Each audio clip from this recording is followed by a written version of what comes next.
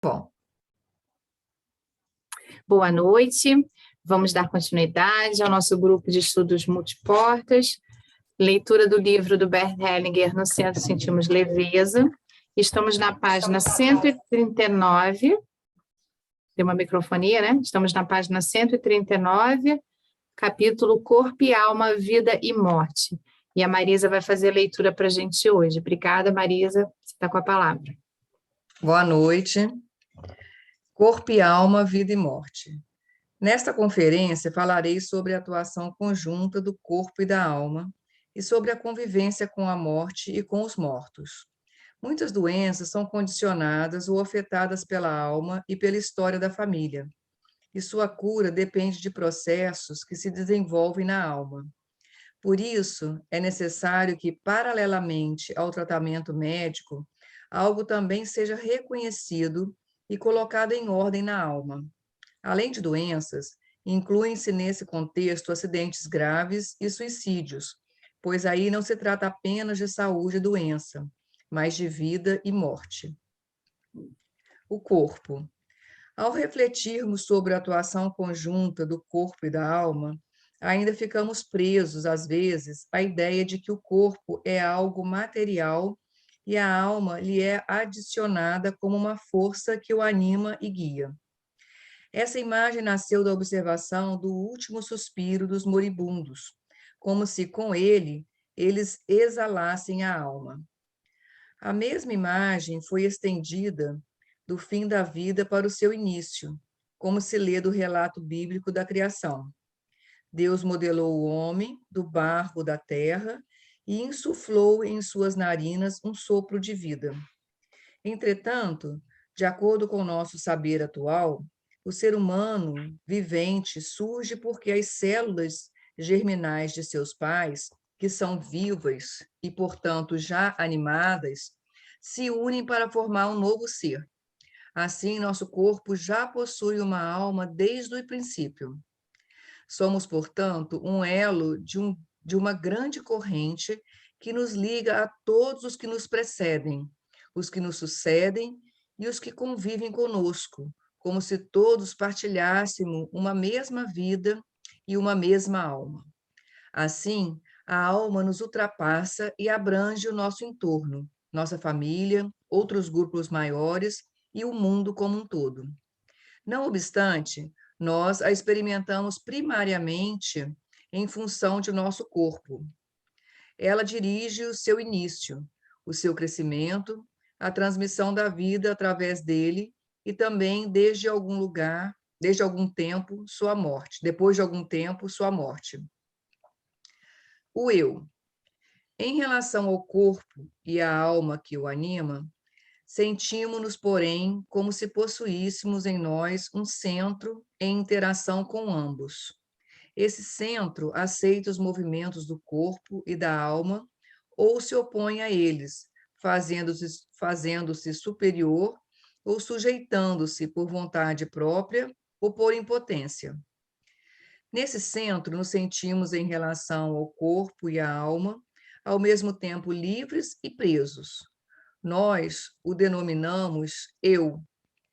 Essa experiência só nos é possível porque o corpo e a alma que o anima possuem uma consciência e uma vontade próprias, que tanto podem concordar com as vontades do eu, quanto resistir a elas. Essa atuação conjunta tanto pode promover o corpo, como colocá-lo em risco.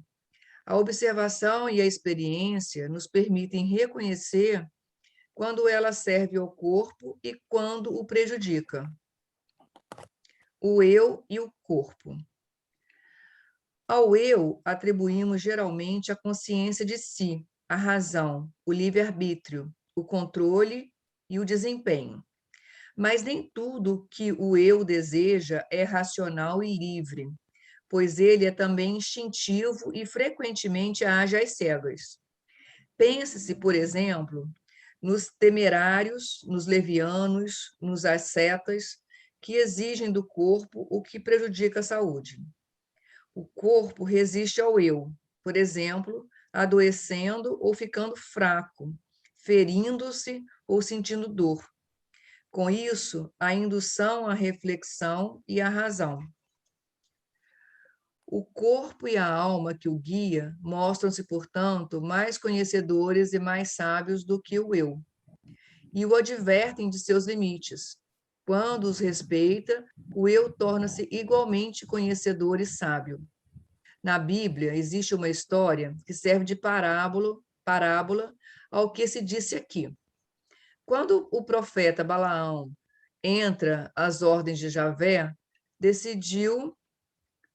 quando o profeta Balaão, contra as ordens de Javé, decidiu procurar os moabitas, sua jumenta o tirou do caminho, pois viu diante de si um anjo de Deus que, com espada em punho, impedia-lhe a passagem. Balaão a chicoteou até que ela voltasse a caminhar. Quando seguiam por um desfiladeiro, a jumenta, avistando de novo o anjo com a espada, empurrou Balaão contra a parede e o machucou. Ele lhe bateu de novo até que ela prosseguiu.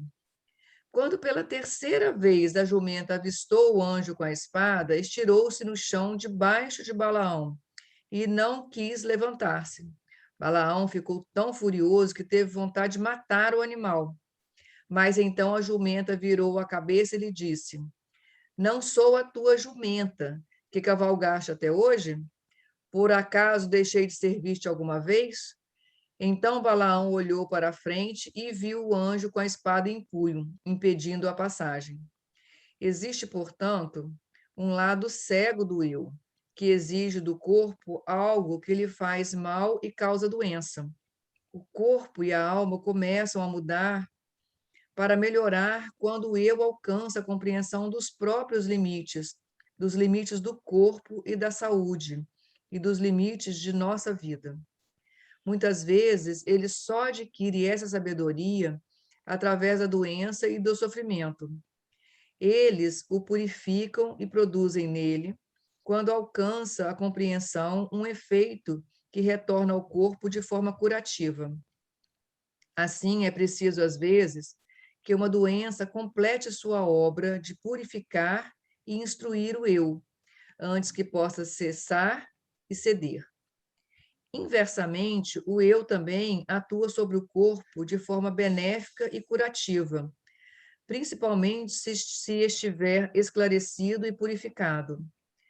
O eu é esclarecido quando é consciente de suas possibilidades e de seus limites, e quando supera seus medos e desejos instintivos, atendo-se somente à realidade observável. E está purificado quando fica em concordância e harmonia com a alma, que tem a sabedoria bem mais profunda que a dele, embora passe largamente despercebida. Devemos ao eu esclarecido, por exemplo, a medicina científica, o conhecimento das causas das doenças, a higiene, a cirurgia e a medicamentos eficazes. Nisso incluo também a psicologia e a psicoterapia, com seus conhecimentos sobre as causas inconscientes dos comportamentos que trazem doenças e sobre os métodos de influenciá-los, por meio da psicanálise, da terapia comportamental, da hipnoterapia, da programação neurolinguística, etc. Com esses recursos, o eu esclarecido disciplina o corpo e a alma e desenvolve as potencialidades de ambos, muito além dos domínios da saúde física. Não obstante, a medicina e a psicoterapia, e junto a elas o eu em sua autoafirmação, esbarram em limites que lhe impõem restrições, pois todo homem adoece, declina e morre depois de algum tempo. A alma concorda com o movimento para a morte, pois abrange ambos os domínios e, ao que parece, sobrevive em ambos. Ela anseia pelo retorno e está em sintonia com esse movimento. Freud chamou esse anseio de instinto de morte. Contudo, quando o eu purificado se une a ele, esse desejo se converte num movimento altamente consciente e alerta, pois, no nível profundo, a alma e o corpo com ela, aspiram a retornar à origem de onde a vida procede e para onde retorna. Vamos dar uma paradinha para... Sim. Ver se alguém quer comentar ou perguntar.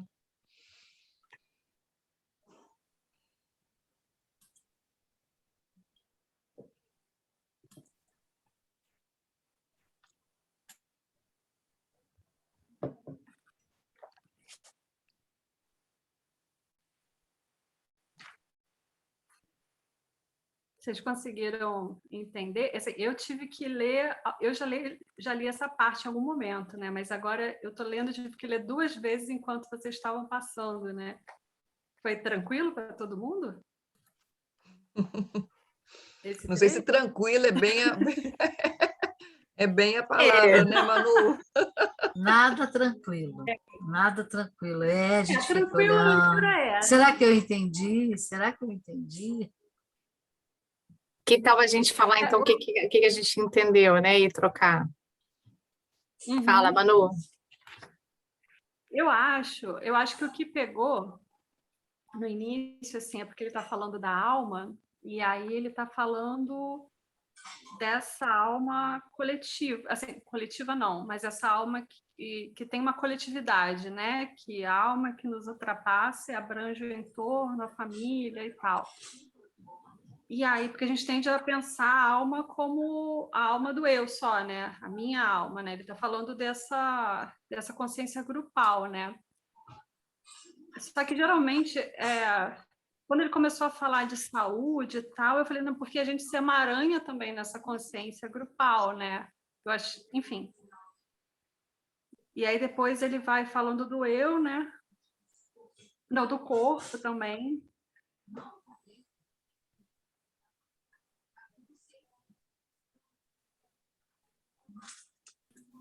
O que eu lembro, assim, do apanhado, né, dos entendimentos do Bert, que talvez ajude, é que ele deixa claro, e partindo da alma que a Manu trouxe, ele deixa muito claro que o entendimento dele é de que não é a gente que possui uma alma, é a alma que possui a gente.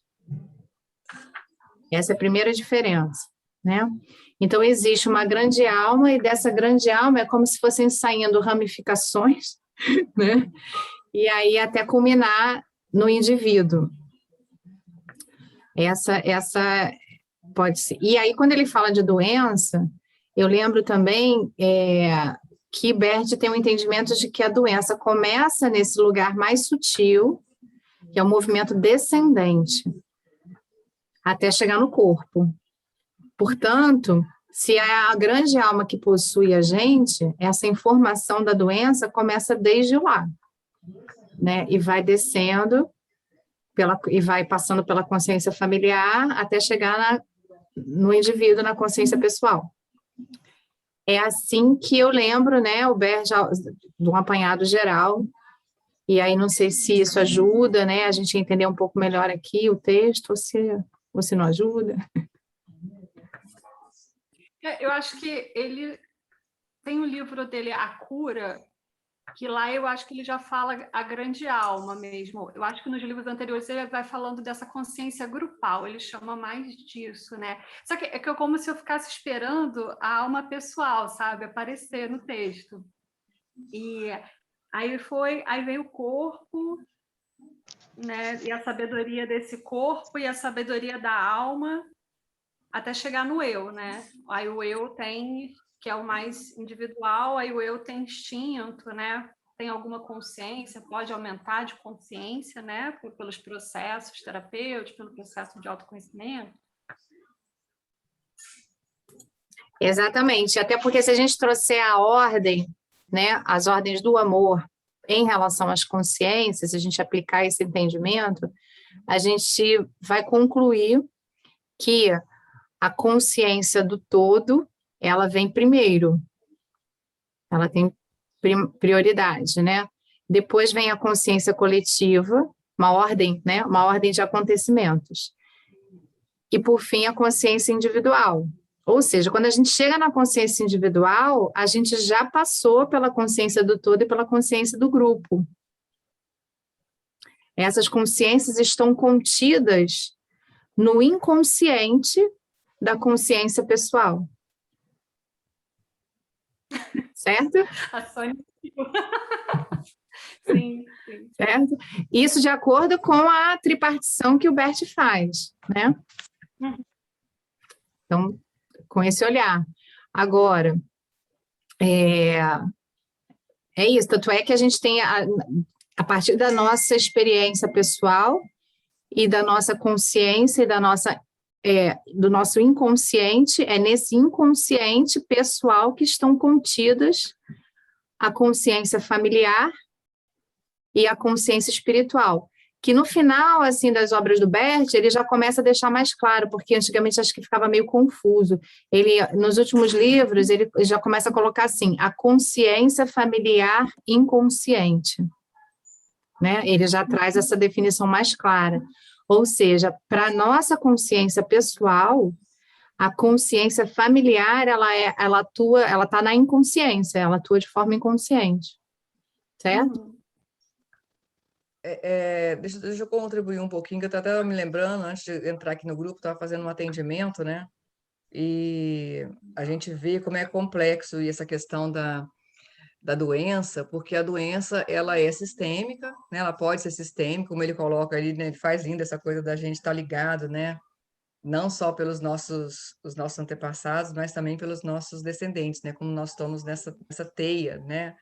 E com isso a doença, ela pode, como está a serviço da vida também, para muitos entendimentos nossos, não só das ordens do amor, né, que é sobre os excluídos, enfim, ou pela inversão das ordens, mas também muito ligado ao nosso eu, né, que tem a ver com a gente conhecer também e aprender sobre os nossos limites e os nossos impasses, nossas dificuldades também. Eu estava, uma pessoa agora, eu estava falando exatamente disso, né? Que ela passou no concurso, essa pessoa que eu estava atendendo, né? Passou no concurso para dar aula, e aí entrou a pandemia, ela ficou sem dar aula, e agora ela ia voltar, e estava apavorada, né? Porque eu nunca tinha dado aula no ensino público, muita gente, não sei o quê e tal, e estava meio, como a gente diz popularmente, meio surtada. E aí ela chegou até me pedir uma sessão extra ontem, mas aí o que que ela fez? Ela resolveu de uma outra forma isso. Ela caiu e quebrou os 2 pés.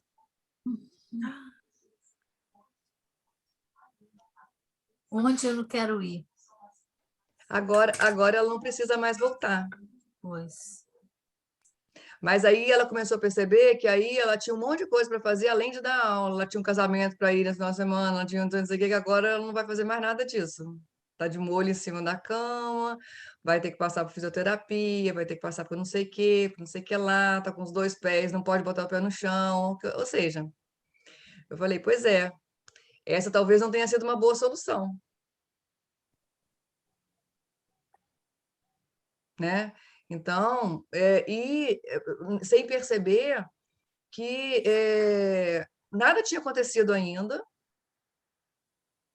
ela nem sabia como ia ser e não se permitiu isso, né? Então percebe que as doenças, aquilo que a gente faz, como ele coloca aqui agora, os acidentes, né? O que a gente faz, sim, a gente conhecer também muitas coisas da gente e age também assim, impulsivamente, instintivamente, né? Como se aquilo também fosse uma realidade,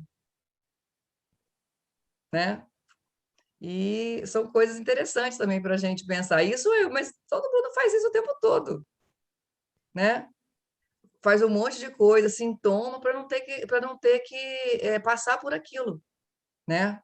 Adoece, e não é sistêmico, né? Tem a ver com eu, tem a ver com o meu autoconhecimento, tem a ver com meus limites, da minha percepção sobre aquilo. Não é interessante? Né? Então, é isso que está falando. E muitas vezes eles colocam muito em risco, e às vezes até a gente morre.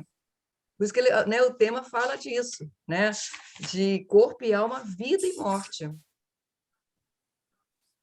Mas é né? por medo de passar pela experiência, Marisa? Seria por medo?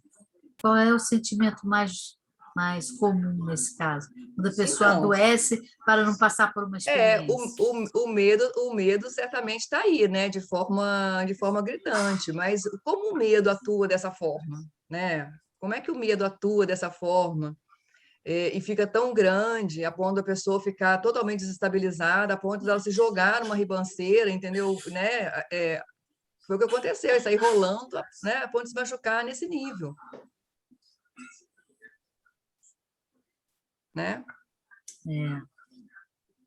Então, é uma pessoa que eu também não conheço. Ela chegou agora, né? Justamente por causa dessa questão de estar voltando, ia procurando terapia justamente para estar voltando. Então, assim, eu não sei ainda quais são as questões que tem aí, né? Mas já vi que, né? Ela não tá brincando, não, né? O negócio tá sério, o negócio tá sério, ela tá se colocando em risco, realmente, né? Que ela poderia ter, inclusive, morrido. E aí não precisava nunca mais, realmente, dela voltar para... Precisava nunca mais dela voltar para, né, para esse trabalho. Que ela não quer olhar, né, Marisa? Ou o que a Não, pessoa que acaba adoecendo não quer olhar? Uhum. Pois é, exatamente. Né? Então, perceber quais são as tantas dificuldades desse eu, né? Que além, exatamente, né? Até ele está citando Freud aqui, né? Que muitas vezes esse anseio, e é exatamente isso, uma pessoa que está muito na ansiedade, está muito no futuro, aquilo que a gente fala, nessa ausência da presença, onde as pessoas, lá nesse lugar onde ela não tem nenhuma ingerência, né? Como é que a ansiedade toma conta, e o que ela faz para se livrar também dessa ansiedade, dessa dor, porque tem uma dor muito grande, está nítido que tem. uma dor muito grande. Uma dor muito grande, né? É quase Um medo insuportável. da incapacidade, né? É quase insuportável. Pois é, para acontecer isso. Mas então é isso, né? Além das questões sistêmicas que a gente já conhece, né? Que a doença serve para elas, para a gente olhar para isso, a gente também pensar, né? Também nessas questões do eu aí que o Bert Hellinger também está chamando atenção, né? Vamos continuar? Posso, Claudinho? Deve ter surgido algum imprevisto lá. Então, vamos. A alma não atua, família e alma. A alma não atua apenas no domínio do corpo, nem está encerrada nele, como sugere a imagem do corpo como prisão da alma. Ela se mantém em interação com o ambiente, indispensável para o metabolismo e a reprodução. Esse ambiente envolve, antes de tudo, a família e o grupo familiar, onde recebemos a vida e também a transmitimos quando nos é permitido. A família e o grupo familiar têm manifestadamente uma alma comum e uma consciência comum, que liga entre si os membros da família e os guia, de acordo com ordens que permanecem largamente inconscientes, assim como a alma individual une e guia os membros e órgãos do corpo. Assim, a alma atua na família e no grupo familiar como num corpo ampliado.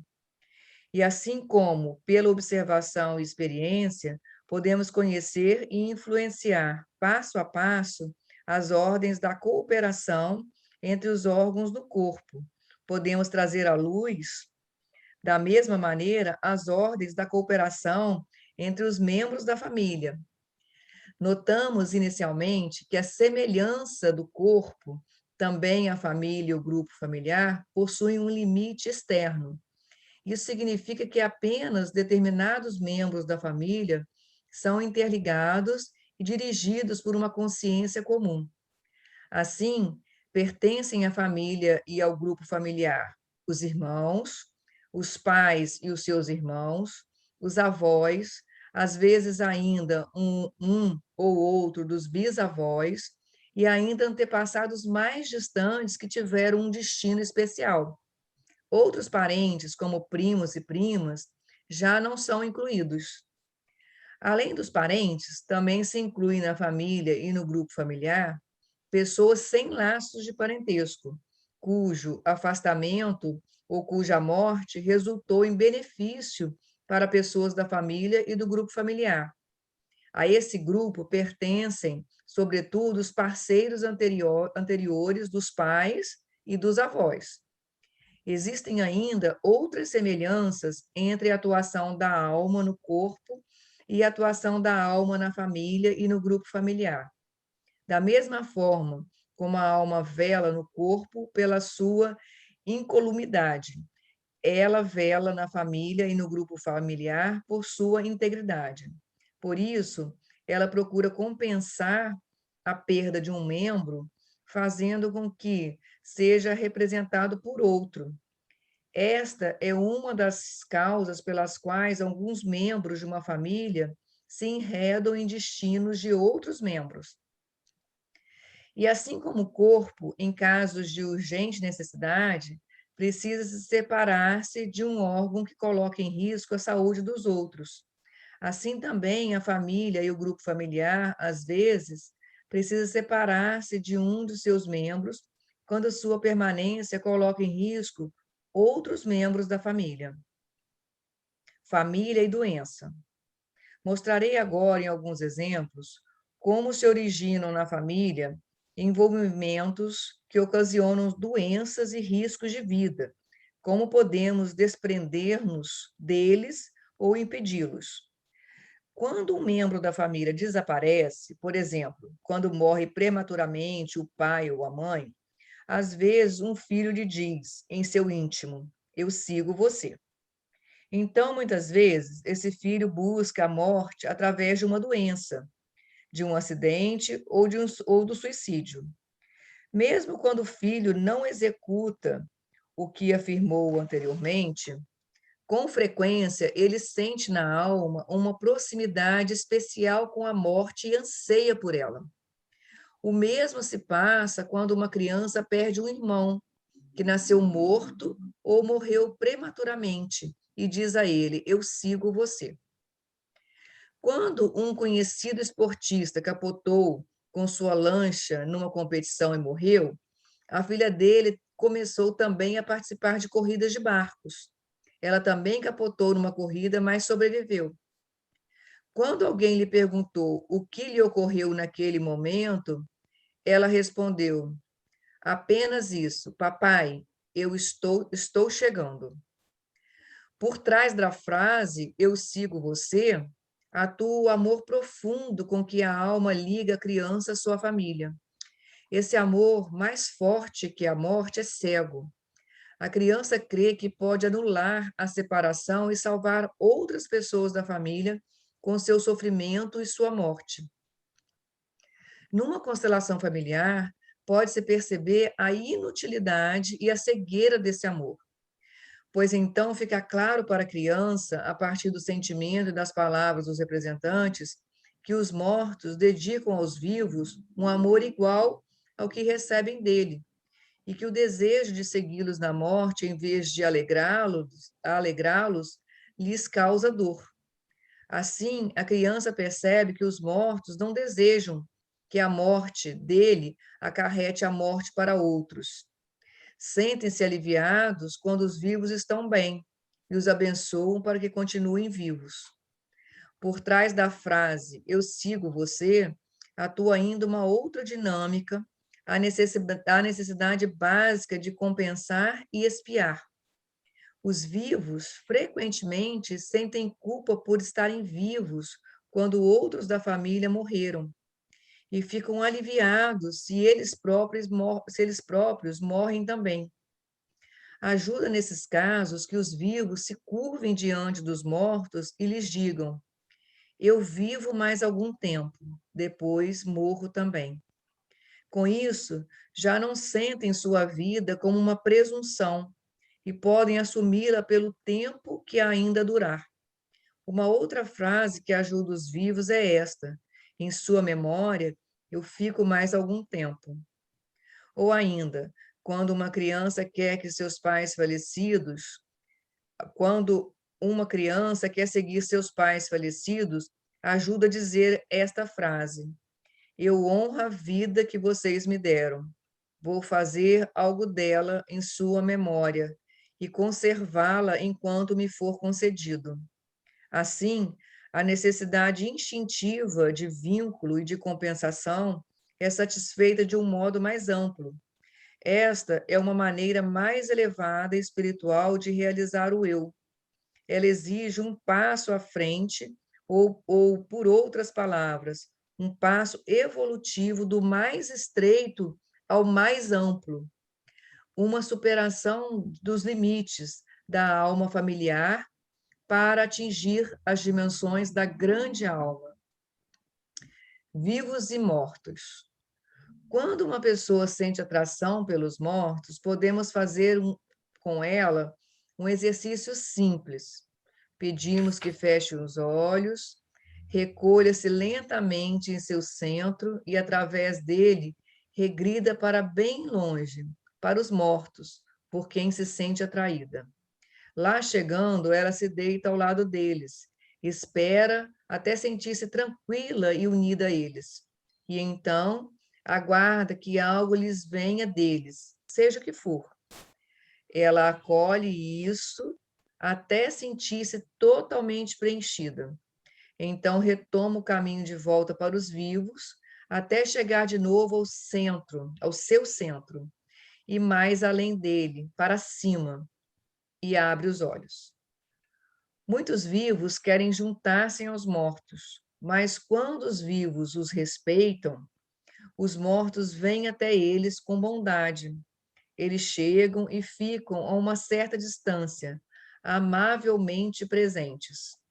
Alguns julgam que os mortos sofrem, mas também podemos dizer, eles estão acolhidos. Somente os vivos ainda passam apuros. Uma mensagem muito difundida é de que os mortos se formam.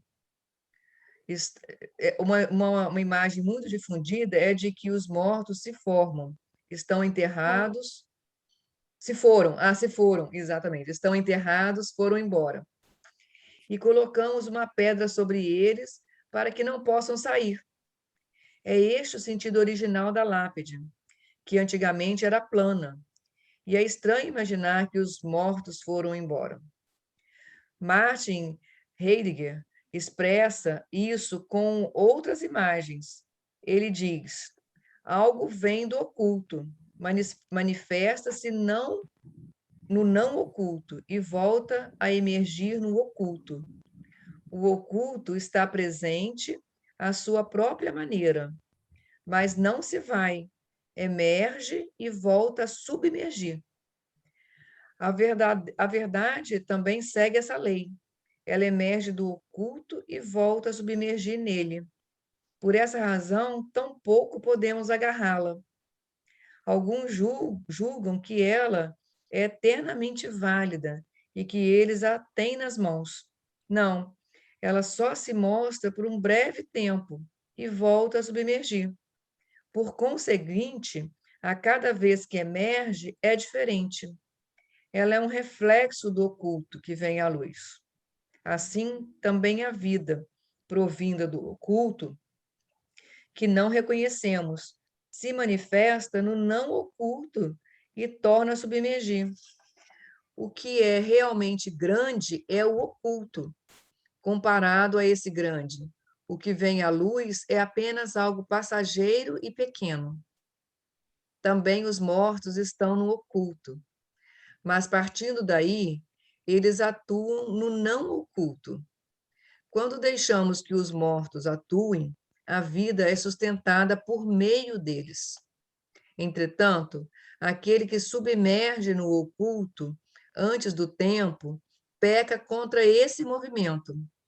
Da mesma forma, aquele que se obstina em viver algo do tempo, que segura a vida além do tempo, peca contra esse fluxo do vir à luz e do submergir de novo no oculto. De ambas as formas se vai contra esse fluxo. Retirar-se prematuramente é desprezar o que veio à luz.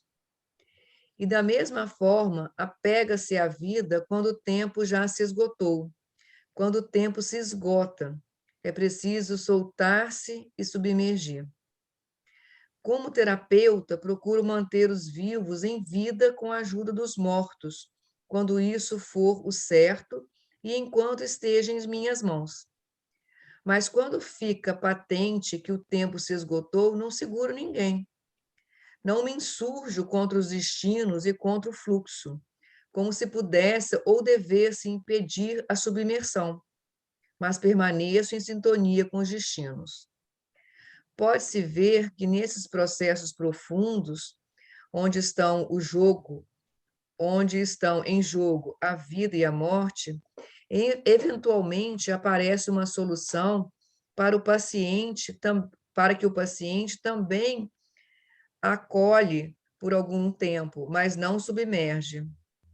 Também aceito isso, pois não sabemos se o destino que o indivíduo escolhe ou ao qual se submete é de fato o que mais lhe convém. E se seu destino não possui uma grandeza oculta que quem está de fora não consegue ver. Essa atitude tem algo de tranquilizador e profundo.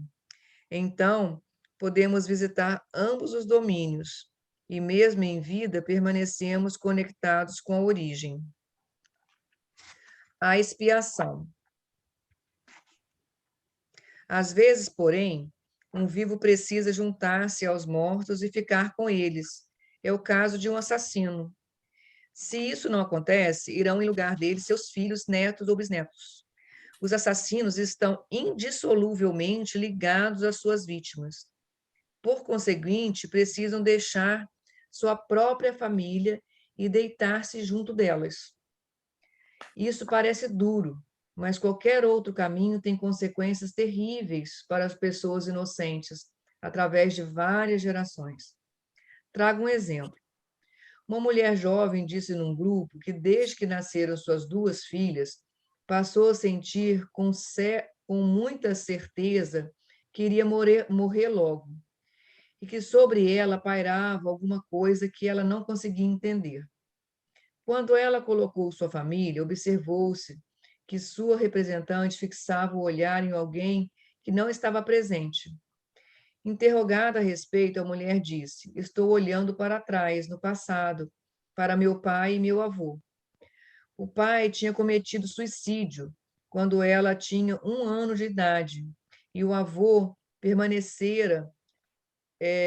pertencera à polícia especial nazista e tinha executado crianças e mulheres judias.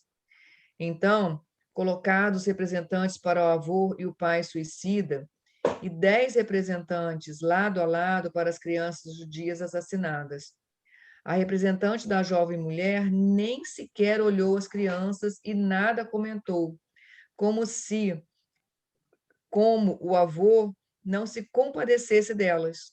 Porém, sua filha mais nova, bisneta do assassino, disse que sentia um forte impulso de associar-se às crianças judias mortas e ficar junto delas. Assim atua um crime através de gerações, quando o assassino recusa a companhia dos mortos e as vítimas não são honradas.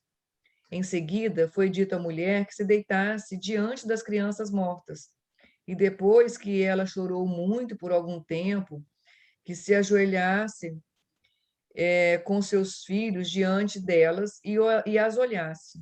Isso trouxe alguma paz aos mortos.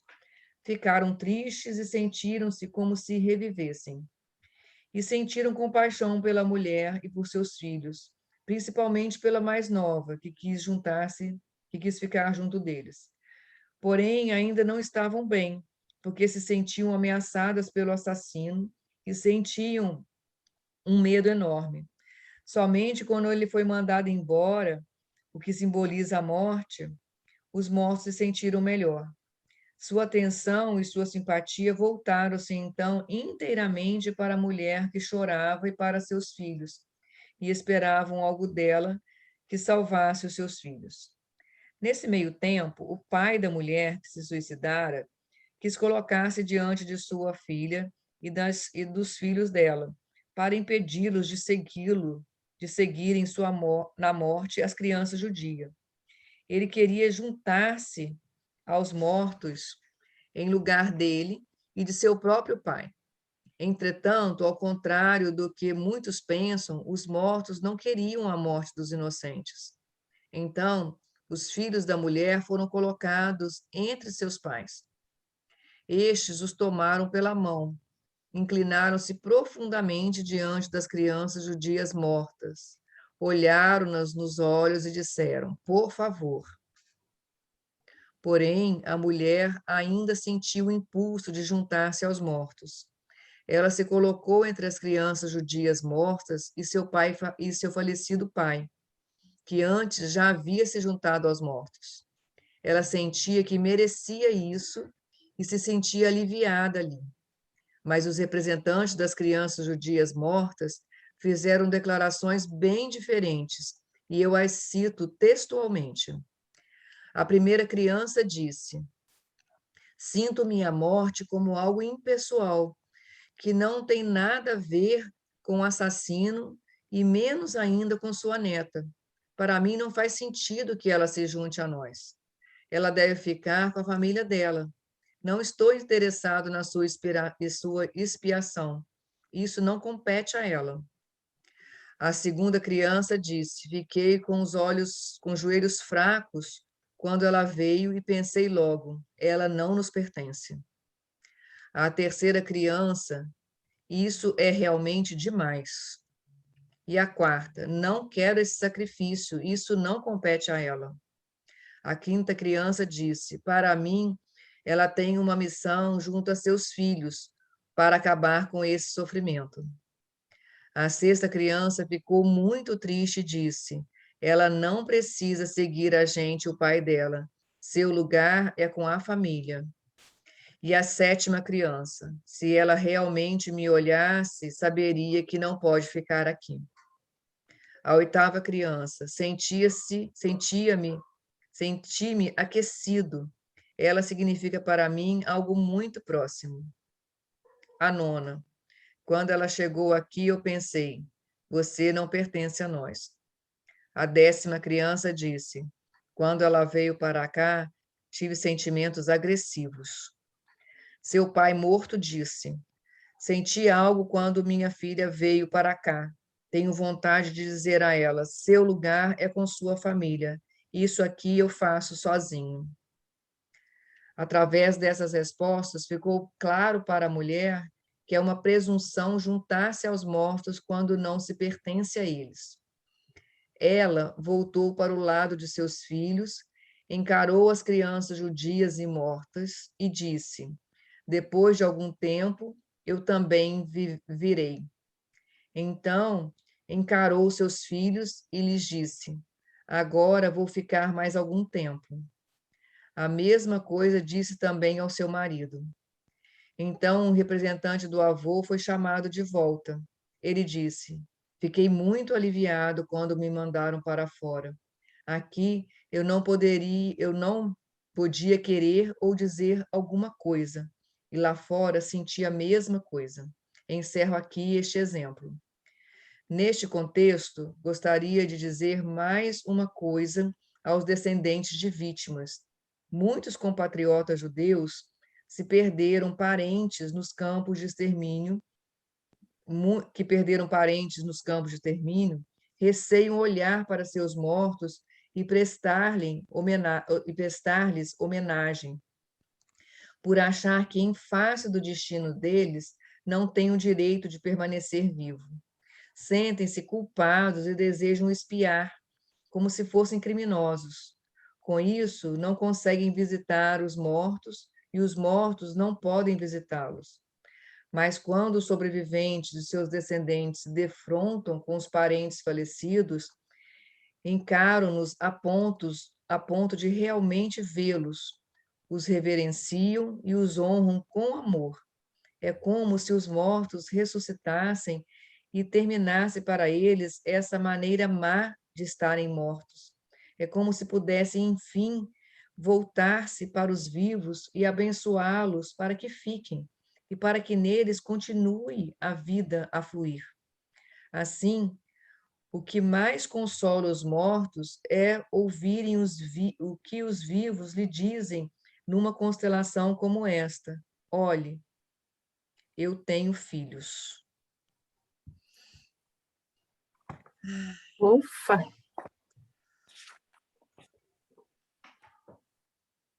Pausa. Uma aguinha. Olha, voltou. Pausa para respirar.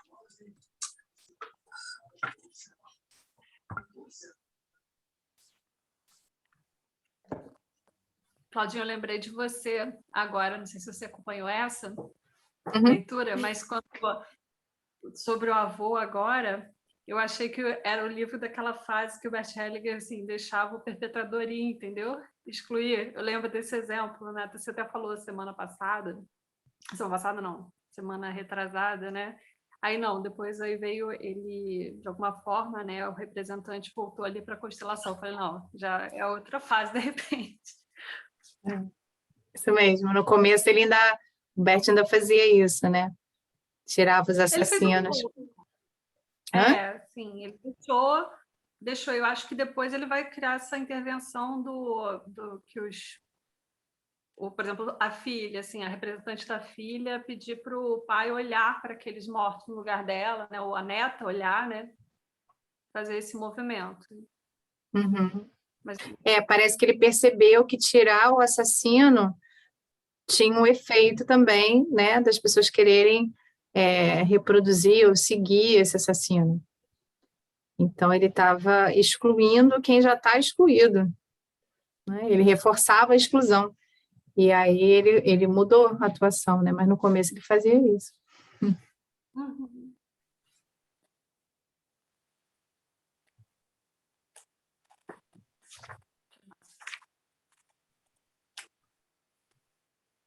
Aqui a gente vê o exemplo, né? Quem assiste Constelação já com uma certa frequência,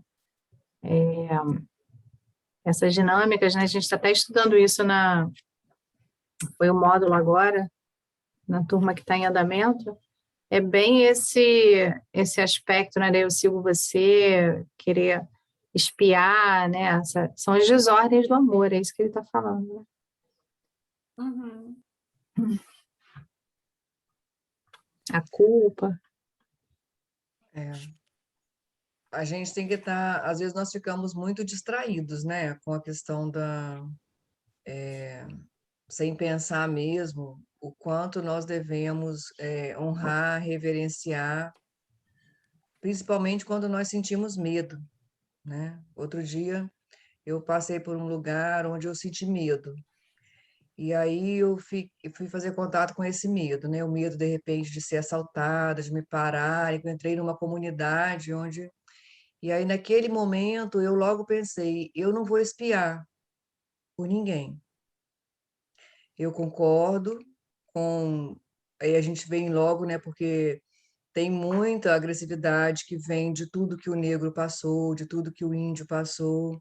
E aí comecei a revisitar isso, né? E a concordar, e a dizer sim, e a honrá-los, né? E a honrá-los pela história, né? E a perceber também que eu também sou igual, né? A todos eles.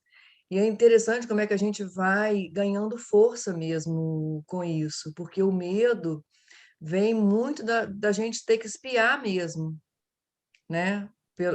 Pelas histórias, por tudo que a gente não honra e não reconhece, né?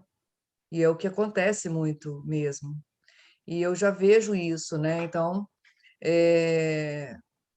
eu me lembrei agora desse exemplo, né? Porque a gente às vezes se distrai tanto que a gente acaba realmente espiando, né? Pelos destinos que a gente tem tanto a pena de tudo que passou, né? E a gente reconhece vendo a força dessas pessoas e concordando com o destino delas.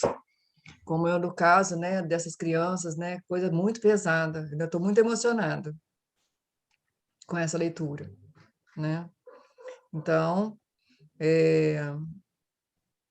Mas a gente pensar sobre isso, né? E a gente está falando de uma coisa maior, né? Histórica, né?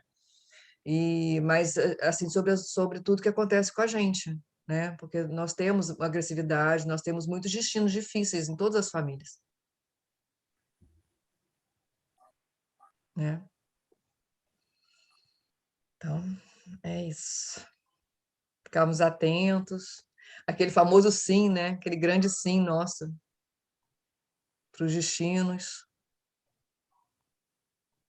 né? E aí, alguém mais quer compartilhar, dividir?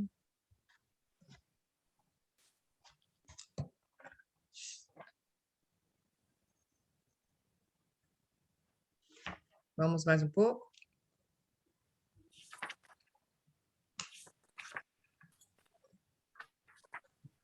Eu acho que se a gente continuar a ler agora, a gente vai acabar ultrapassando um pouco o horário. Se todo mundo puder ficar mais um pouquinho, porque faltam 2 folhinhas, né? É. Então, O que você acha, Cláudia? Termina bem. ou aguarda? Por mim, eu avanço mais um cadinho, que aí a gente termina esse capítulo, né? Vocês querem, Vamos? meninas? Bora? Então, partiu. Partiu a morte substituta.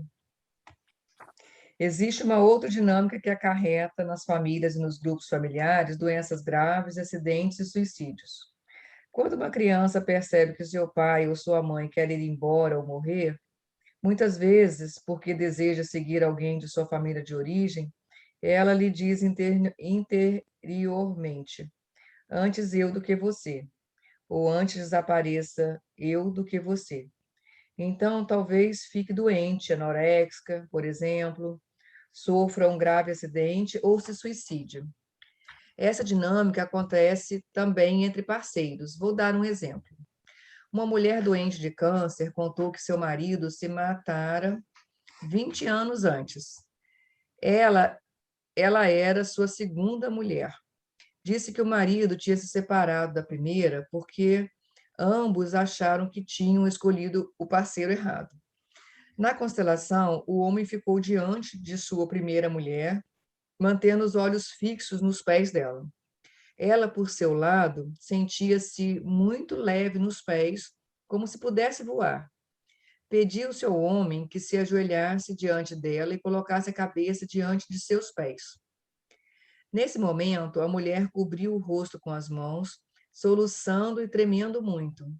Então ajoelhou-se diante do marido, puxou-o para si, olhou-o nos olhos e o abraçou, soluçando muito. Em seguida, levantou-se e o ergueu consigo. Ambos se abraçaram e a mulher colocou a cabeça no peito dele.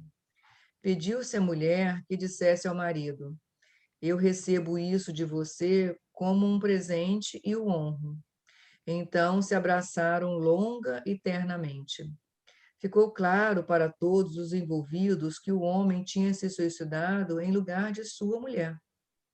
Esses são os mistérios do amor, que muitas vezes negamos levianamente. Por trás de muitas doenças condicionadas pela alma e pela história da família, é esse amor que atua através da frase eu sigo você, da necessidade de espiar por alguém, ou através da frase antes eu do que você. Nesse particular, pouco importa através de que doença ou de que ato temerário esse amor se manifesta. As dinâmicas básicas são iguais ou semelhantes, mesmo que sejam diferentes as doenças e os destinos. A grande alma. Entretanto, a alma também ultrapassa os limites da família e do grupo familiar. Ela está em interação com outros grupos e, em última instância, com a natureza e o mundo como um todo.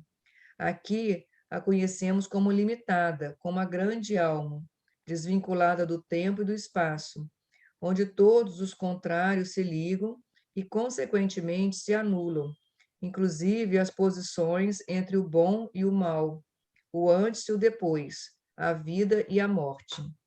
É verdade que o corpo também se reporta ao reino dos mortos, porque eles continuam atuando no corpo. e também a família e o grupo familiar conservam por algum tempo os seus mortos, como se os vivos e os mortos precisassem uns dos outros, e como se o bem de uns também dependesse do bem dos outros. Mas, para a grande alma, essa separação está abolida sobre todos os aspectos. Ela une até mesmo os que tiveram de ser excluídos. Nela, eles voltam a unir-se às suas famílias. Antes de tudo, porém, experimentamos a grande alma como uma força que nos toma a seu serviço para algo que está além de nós. Ela nos carrega e nos guia quando conseguimos algo novo, grande e duradouro, como se fôssemos nós que atuássemos, mas ela em nós. Isso vale também para o mal e para os maus, por mais que nos custe reconhecer isso. A paz é somente a ligação com a grande alma que nos permite encarar abertamente nossos enredamentos e superá-los pela conversão à grande alma, a algo maior. Observamos frequentemente que pacientes que conseguiram dar um primeiro passo para livrar-se de seus envolvimentos voltam a se enredar neles depois de algum tempo. É que, por pior que pareça a quem olha de fora, eles dão à pessoa a sensação de pertencimento, de amor e de poder. Pois a consciência, mesmo quando nos assalta de modo cego e instintivo, nos transmite, sobretudo, uma sensação infantil de plenitude e felicidade, paz e acolhimento. Somente na medida em que estendermos à consciência nosso processo de esclarecimento e nos desprendermos dela, ingressando no domínio da grande alma, é que as necessidades instintivas de pertencimento, reconhecimento e compensação perderão os efeitos que geram doenças e ameaçam vidas. Somente nesse nível superior, o amor que cega torna-se vidente. A compensação que prolonga o mal se transforma numa compensação que o elimina, e a presunção de revogar e mudar os destinos de outros cede lugar à humildade, que conhece os limites de nosso amor. Somente essa humildade nos põe em sintonia com a saúde e a doença, o bem e o mal, a vida e a morte. Por isso é, em última análise, uma realização religiosa, em que o eu e a grande alma se fundem.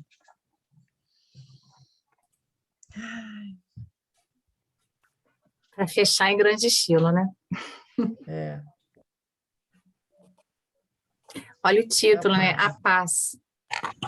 A paz. É maravilhoso isso. Eu E adoro... essa postura... não, você vai falar que eu lembro de um recorrentemente compartilhada, né? Quando as pessoas estão citando Bert, uma frase dele que diz mais ou menos assim: a paz é quando a gente pode deixar que cada um seja como é, alguma coisa assim, né? A paz começa com cada um pode ser e estar no lugar que é e ser do jeito que é, uma coisa assim. Eu acho isso tão profundo, porque realmente, assim, querer modificar o outro, querer que o outro seja diferente, é tão violento isso, é tão colonizador, né? E quando a gente consegue perceber que cada um tem uma história, cada um está enredado, cada um tem as suas questões, tem a sua experiência, o seu aprendizado, o seu desenvolvimento, e a gente poder deixar isso, é tão maravilhoso, né? E isso requer realmente muita humildade. Então, queria deixar esse comentário, né? Que eu estou experimentando, estou tentando, estou nesse caminho aí. Estou com essa estrela guia, assim, me iluminando, né? Ver se eu consigo, em algum dia, chegar aos pés desse homem, né? Uhum. É isso que eu queria comentar mesmo, isso que você acabou de falar, né, Cláudia? Assim, exatamente isso, né? A gente exercitar essa postura de humildade, desse lugar, né, que nós não salvamos, né, de concordância, né, de perceber o nosso lugar, né? O nosso lugar e permitir que o outro esteja no lugar dele. Essa postura. tão maravilhosa, né? Hoje em dia eu falo que a humildade, nossa, é um dos maiores dos valores, né, que nós podemos trazer, né, na vida, para justamente estar nesse centro e ter essa leveza, né? É isso, meninas. Alguém quer comentar para a gente finalizar?